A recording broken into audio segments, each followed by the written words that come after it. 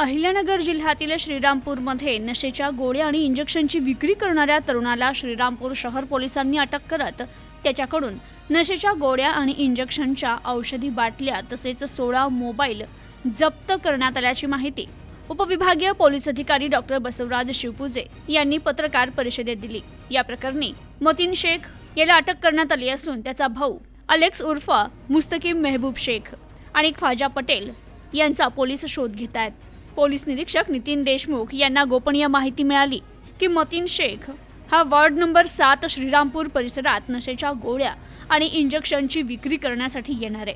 मिळालेल्या माहितीच्या आधारे पोलिसांनी सापळा लावून मतीन याला ताब्यात घेत त्याची अंगझडती घेतली असता त्याच्या ताब्यात मफेटर्मिन इंजेक्शनच्या आणि नफेटर्मिन इंजेक्शनच्या नावाच्या गुंगीकारक व मानवी शरीरास अपायकारक असलेल्या बाटल्या आढळून आल्या। संबंधित इंजेक्शन विक्री करण्याचा त्याच्याकडे कुठलाही परवाना नसून असं इंजेक्शन कुठल्याही वैद्यकीय अधिकाऱ्याची पावतीही त्याच्याकडे आढळून आली नाहीये।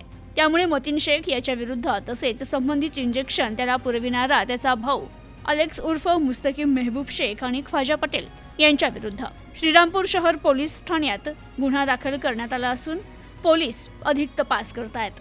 अहिल्यानगर जिल्हा पोलीस अधीक्षक राकेश ओला, अपर पोलीस अधीक्षक वैभव कलुबर्मे, उपविभागीय पोलीस अधिकारी डॉक्टर बसवराज शिवपुजे यांच्या मार्गदर्शनाखाली पोलीस निरीक्षक नितीन देशमुख आणि त्यांच्या पथकानं ही कारवाई केली आहे। Bureau report, news today 24, Shrirampur, Ahilyanagar.